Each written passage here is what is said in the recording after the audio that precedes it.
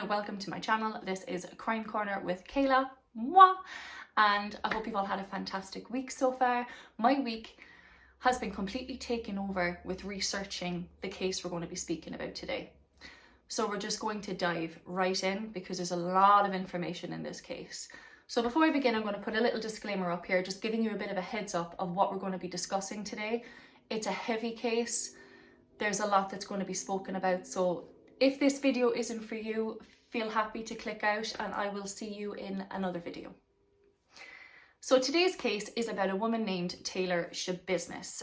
Now, Taylor Schabusiness was born in Chicago. She was actually born Taylor Denise Coronado on the 23rd of November, 1997. She lived there until she kind of got to like the first grade, and then she moved to Wisconsin, Green Bay in Wisconsin, where she stayed there and she done her normal primary school, secondary school. I can't remember what they call it, like the 7th grade, I think she got to. First grade, second grade. So she got to the 7th grade, and as she was in the 7th grade, she started acting up in school. So she got into arguments with other students and she got expelled. So she was expelled in her public school that she was in Wisconsin, and she then moved to Texas to live with her grandparents until she finished her public school. In 2009, Taylor's mother passed away, so that was obviously a bit of a blow for Taylor. So her mother passed away from severe alcoholism and she had cirrhosis of the liver. So unfortunately she did pass away, which makes me think, I don't think if her mother's passed away from something as serious as like chronic alcoholism, her childhood mustn't have been easy. Like, it didn't go into too much depth. But then her father is still alive, but funny enough, he is in prison. He's in prison because you'll see further on in the video, he's actually in the trial and he's in an orange jumpsuit. And I had to research it. I was like, why is he in an orange jumpsuit trying to defend his daughter that's just been done for murder? So I looked him up, and he was in prison for sexually assaulting a 16-year-old girl, a child. He is in court discussing that it's not Taylor's problem. Taylor didn't really have much, of a choice to kind of act out this way because it's the way she was brought up and she was treated like crap from her old partner, which just doesn't make much sense. You are in court for sexually assaulting a 16-year-old child.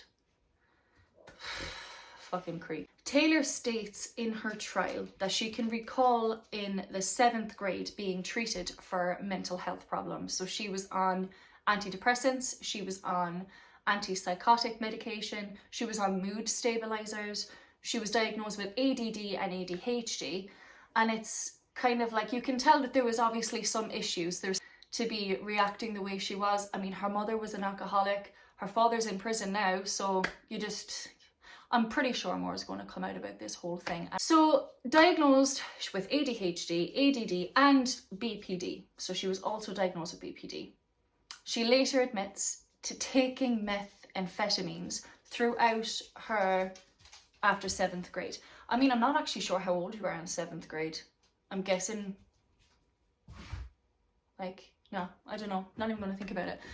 About what, 14, 15, 16-ish? So she gets onto methamphetamines. She's smoking the devil's lettuce, juicy stuff for her. And she clearly became very addicted to these substances. Anyone that has an addictive personality can be addicted to anything. I'm addicted to true crime. So, she can be addicted to methamphetamines. And I am not here to judge anybody or to make like, oh, she's on methamphetamine, so this is why she's done it. No, I think there's clearly something else going on in her head.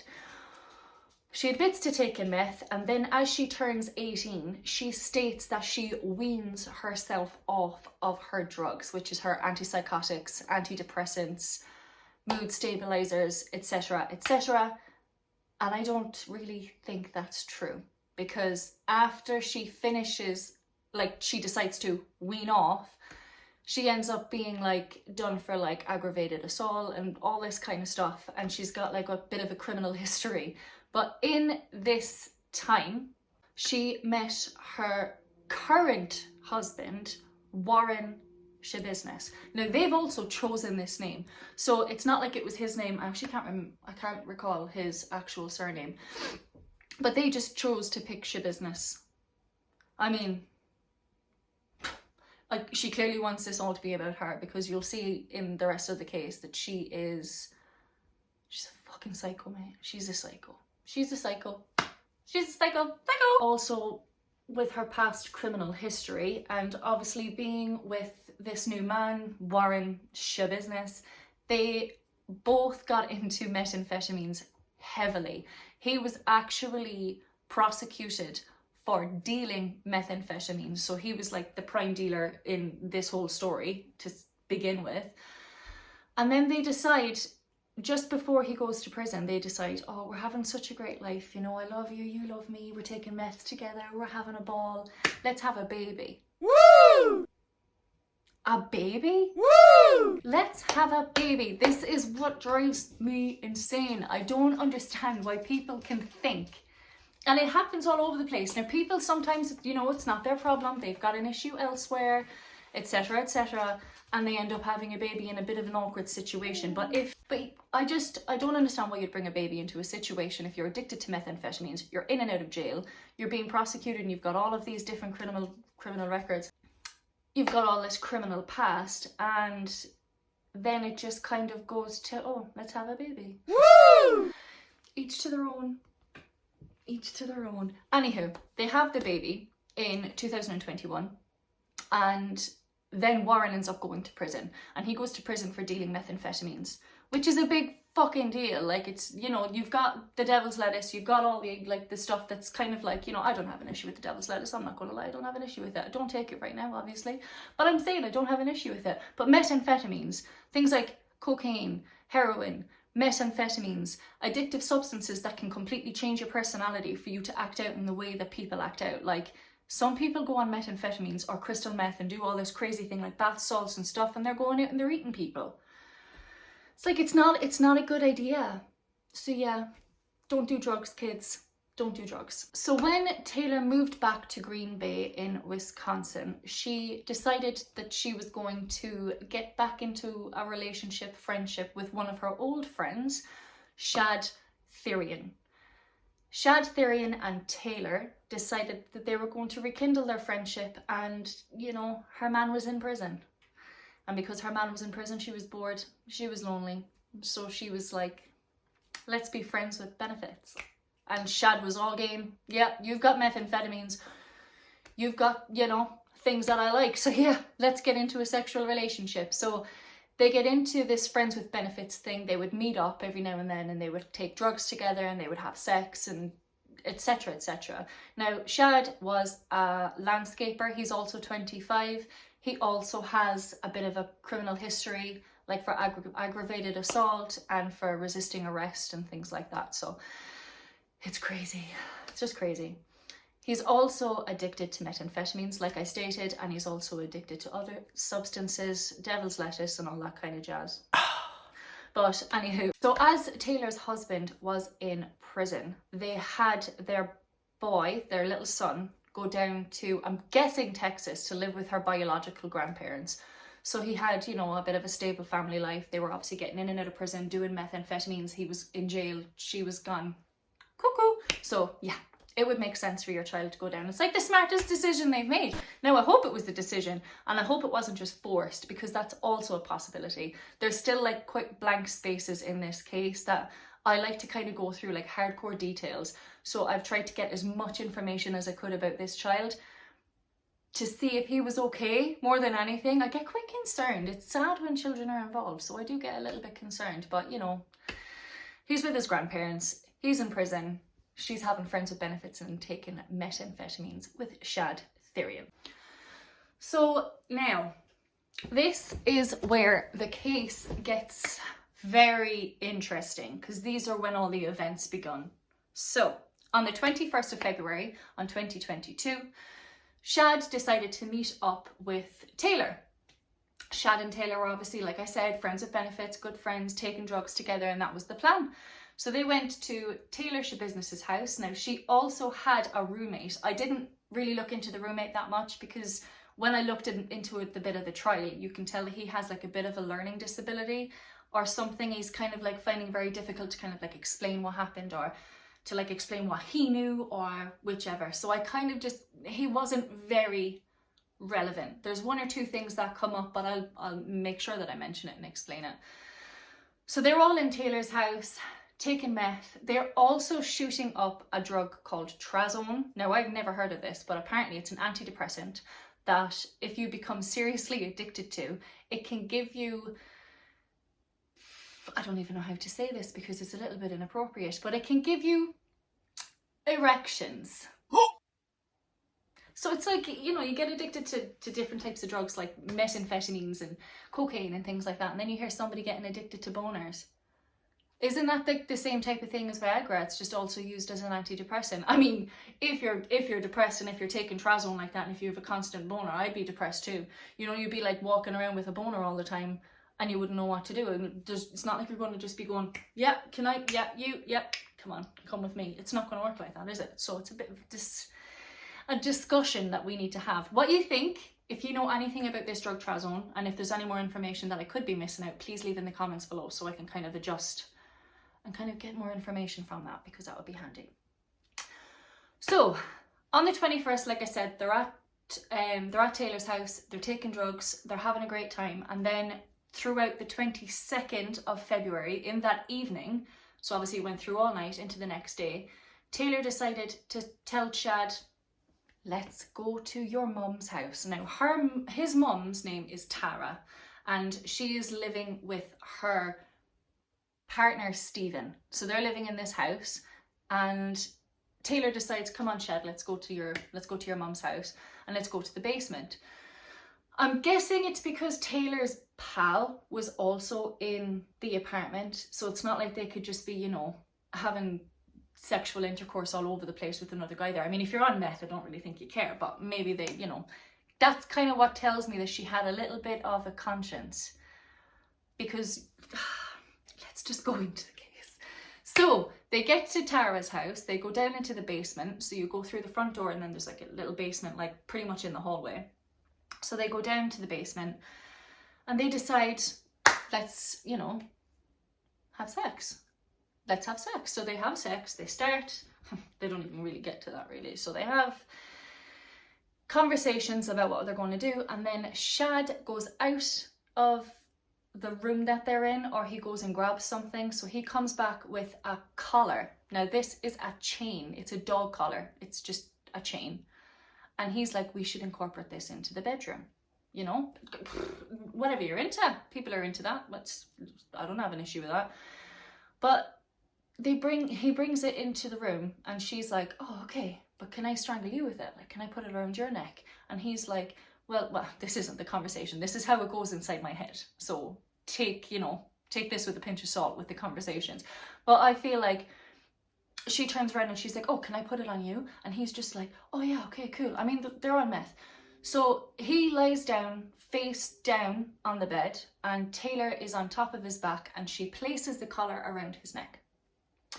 Now at the beginning, they're strangling, they're making like, you know, they're kind of getting into like their sexual act or whatever they're doing. So as they're doing that, Taylor kind of realizes that it's getting a little bit too tight, and Shad is kind of finding it difficult to breathe. And she decides to pull it tighter and tighter and tighter until he's turning blue. There's blood spitting out of his face, like out of his mouth.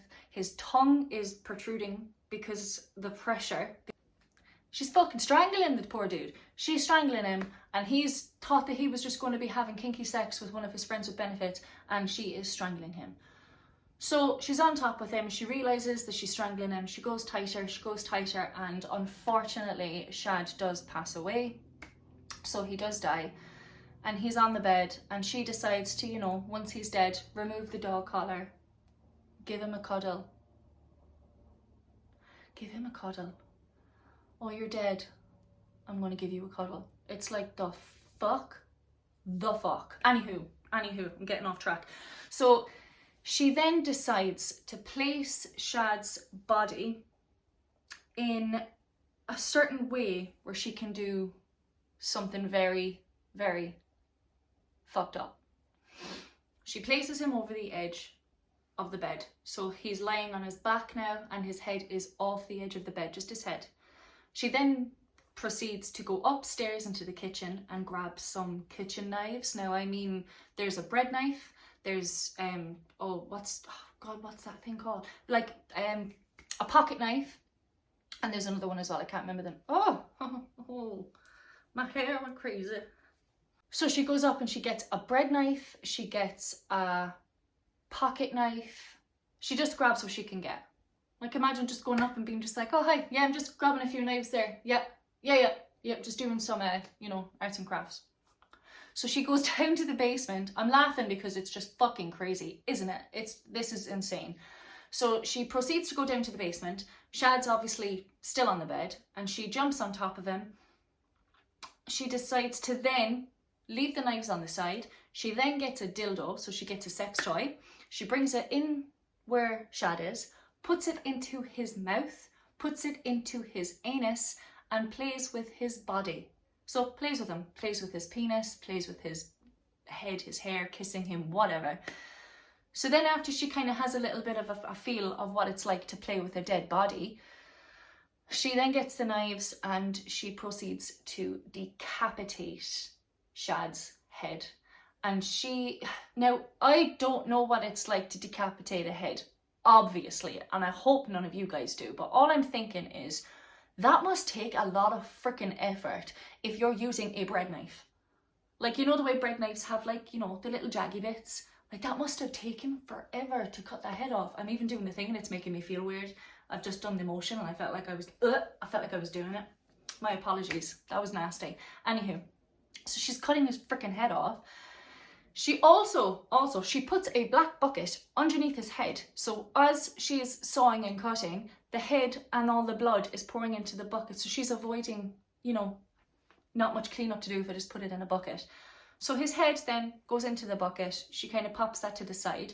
Then, and this is actually what was in one of her interrogations, which, like I said, blows my fucking mind. She was in there. First thing she said to the detective that asked her a question, oh, Shad's, he's like, Shad's head's in a bucket. And she's like, oh, I forgot about the head. And then she states that I'm laughing because it's messed up. It's messed up. She then turns around to this detective and says, I blacked out. I can't remember much because I blacked out. But then she goes off in detail that she removed his head, that she put the dog collar around his neck and choked him to death. And then she goes into detail with what else she done, which I was like, as if it couldn't get any worse. Like, seriously, bitch, you're going to go into detail about what you've done. She proceeds to give him oral sex. He's got no head. Doesn't matter if he had a head or not. Even if you're dead, but he had no fucking head. She's given him oral sex as well as cutting up the rest of his body. She even says in her trial, sucking and cutting. Own stuff, but... I grind it on him, I put the dick in his ass. You grind it on? Yeah, I listen. Did you ever put his penis in your vagina? Or you just grind on him? Did you see before that you performed a roll on him? Yeah. Okay, and that was after he was dead? Yeah. And then he got half. He was like half hard while I was still sucking while he was dead. Yeah. Okay. Sucking and cutting. I have a feeling that one of you people out there are going to make a freaking t-shirt of this, of sucking and cutting. Like, the way some really random weird ass mother trucking trends go around and I can, like, whichever, whatever. It's weird. It's fucked up. So she cuts off his penis after this, she cuts off his legs, she cuts off his arms, and then she proceeds to just, put them in different, like, one's in a duffel bag, put an arm in there. She cuts out his heart and his lungs. She cuts them out. you know, she completely freaking mutilates, can't speak. She completely mutilates his body. Poor Shad just thought, you know, I'm going to get some kinky sex and have some methamphetamines, but no, darling. This has gone so far that I actually, like, it makes me feel so bad. Like, can you imagine being in that position where you're literally, like, completely stuck and you know you're going to die? I can only, like, it's terrifying to me. I think she should be punished for a very long time. It just boggles my mind that he's dead because of what she's done. Okay, so what happens then is, as she's finished, you know, putting the bodies around the place, she then decides, okay, look, I've done what I can here. I'm tired. I'm going to go home. So she decides to go home. So she gets in the car, in a minivan that she has, drives back to the apartment, her apartment, but Tara is upstairs, Shad's mother is upstairs, and she can hear a car pull out of the driveway, and she's like, why is there a car pulling out at this time? It's like 3 o'clock in the morning. So she goes down to the basement because she obviously knows that, you know, Taylor and Shad were down in the basement. So she goes down to check. And as she goes down, she's like, no one's in here, like the place is empty, maybe they left, you know, I don't know. Now, she didn't look into too much detail. If you're looking for someone, you're just going to look for, you know, somebody sitting or standing up or something. No one's there, you leave. But just by the door of the basement, there was a black bucket with a beach towel over the top of it. So as Tara seen it, she kind of got a little curious and was like, what, you know, what the fuck is that? If I seen a bucket that was leaving a door open, I'd be like, where the fuck did that bucket come from? So she opened it up, and what she saw was her son's decapitated head in that bucket. I mean, can you imagine the feelings that she was having in that moment? So what she states is that she ran straight upstairs to get her boyfriend Stephen, or husband, I'm not sure if they're married or not, but her partner Stephen, to go down and check, because she's like completely flabbergasted. I think there's a head in a bucket. Can you go down and make sure that that's like not a head in the bucket? Because I'm pretty fucking convinced that that's a head in the bucket. I'd be losing my shit if that was me. So I totally get it. So Stephen goes down, and he obviously goes into the bucket, lifts it up and goes, oh shit, okay, all right, I'm going to ring the police. So he calls the police. The police are on the phone, and the first thing he says is like, hello, my wife was just down in the basement, and we think that there's, you know, her son's head in a bucket. And they were like, his head in a bucket? Yes. So police officers come to the house, obviously immediately after this phone call. So they go down to the basement where Tara described. You can go down, the bucket's right there. There's all video footage of this. I'll put all of the links in the description box below so you can see all of the videos also. And they go down, 2 of them. One of them checks the bucket. He's in so much disbelief that he's looking at it thinking, I don't know if that's real. Can you make sure that that's real? That's not fake, is it? And the other police officer goes, mm-mm. And you can see his face going pale. Like the police officer's face goes pale. And he's like just at the end of the stairs, and he's like, oh my God, like you can't believe it. So after an hour and a half, they obviously kind of done a lot of investigating. They've seen that there was blood on the bed. They've seen that in the duffel bag there was a heart and lungs. In another box there was, you know, arms and bits of legs and whichever. And also in that bucket where his head is, there was obviously a lot of blood. As I said, she was using it as like, you know, a catcher for all of the blood and the head. But in there was also his penis. So I can just only imagine. Like, it's, you know, you see someone's head in there, but then all of a sudden you realise that it's not just a head, it's your son's head, and it's your son's penis, and his body parts are also located all over the basement. Like, I feel really sorry for this woman. I really hope that she's getting help. Like, I really hope that she's getting some sort of, you know, therapy from this, because she's probably going to need it. So what we're going to do now is we're going to jump to what the police done next. And what the police done was, okay, who was in the basement? And Tara and Stephen were like, Taylor Schabusiness, also known as Taylor Coronado. They gave the police officers her address. And as they're going to Taylor's address, there's a minivan outside just where she lives. So where her house is, there's a minivan. But the minivan looks quite suspicious because it has loads of boxes in the back. And, you know, it looks like something's just been chucked in and like ran off. So as they went looking in, like with the torches and that, they looked in and they seen a crock pot box, they seen other boxes and things like that. And as they were walking around the minivan, they seen, I love how I'm like feeling like I'm doing the description, but that's what you can see in the video. They've got their torch and they're going around the end and they can see bloody footprints. So like bloody footprints like through the snow. Bear in mind, this is in Green Bay, so it's like, it's very snowy. It's snowy like, I think it's like snowy for like 3 months of the year. Like it's very snowy, it's like a snow capital, something like that, I can't really recall. But yes, so they're seeing the bloody footprints and it's leading towards Taylor's fucking apartment. So while they're walking towards Taylor's apartment door, the van goes beep beep and the blinkers come on and she's walking straight out of the house and she's just like, what's going on, officers? Like as if, and bear in mind she's wearing a nice cap and all, like with her freaking name on it. It says like a Schabusiness or something on it. I don't actually know if that's true, but I thought it said Schabusiness. Probably my dramatic mind jumping to conclusions. But anyway, so they go up to the house, they see her, they kind of check her around, check her hands, and she's just covered in blood. Like you can't really see in the videos because she's wearing quite dark clothing, but obviously the police are trained to see what they're like, to find what they're looking for, and they find blood all over her. They take Taylor straight into custody and straight into interrogations. So the first clip that you see from when she starts her interrogations, she's wearing a yellow jumpsuit and she's sitting in the interrogation room and she states, I fucking hate this outfit. I fucking hate this outfit. That's the first thing that comes to your head when you're sitting down and you know what you've done. I fucking hate this outfit. So, you know, the detective comes in, starts the interrogation, and that's when she just spills everything. Well, I mean, first of all, she says, you know, oh, I blacked out. But, you know, we all know that was a lie. So she admits everything that I've also just explained in the video.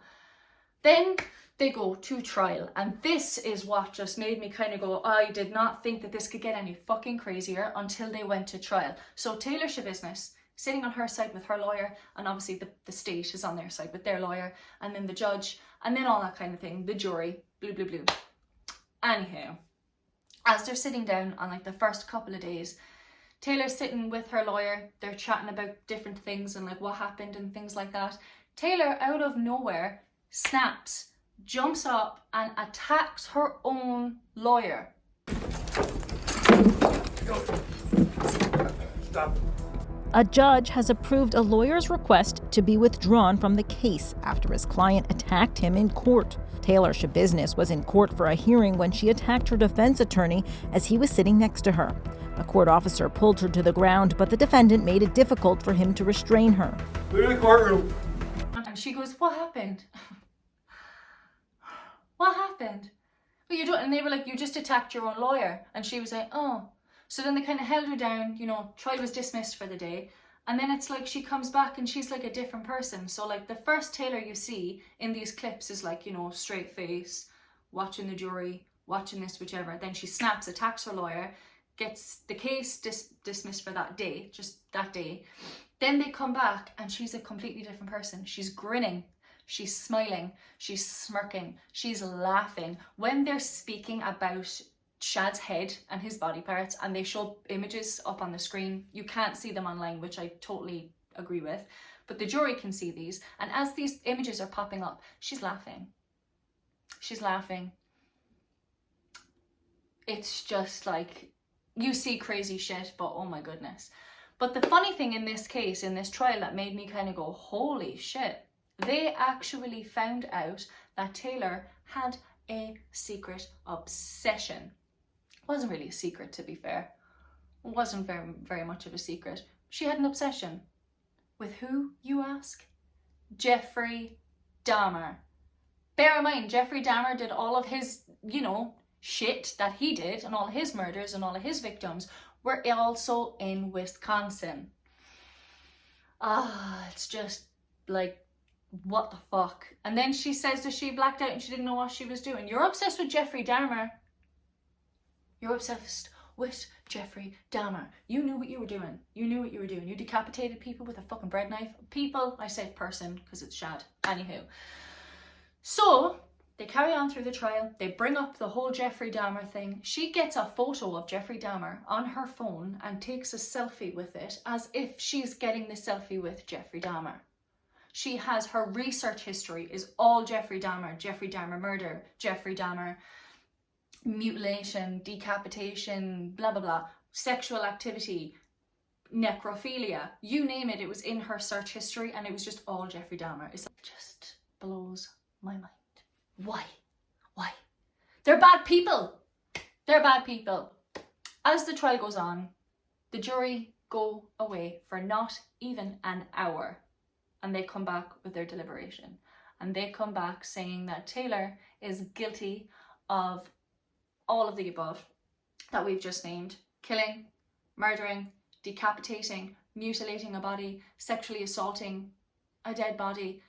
Oh, it's just freaking nuts, man. So as I said, the jury come out and they say no, she's guilty, because she also tried to plead guilty for, or not guilty, for reasons of insanity. But it's something that I can never understand. I'm like, whether you're crazy or not, somebody's life was taken. Somebody's life was taken. And yes, okay, if you're really ill and obviously you didn't know 100% what you were doing, I get it. Like, you know, you're going to get treatment and stuff to try and help yourself. And I know they go into a mental hospital, and I know they stay there for years, but do you see where I'm going with this? It just doesn't make any sense to why they can't all be treated with like medication. Now, I'm not taking the sides of people who aren't done for insanity. What I'm trying to say is it's just strange to me how there's, at the end of the day, the result is the same. Somebody's dead.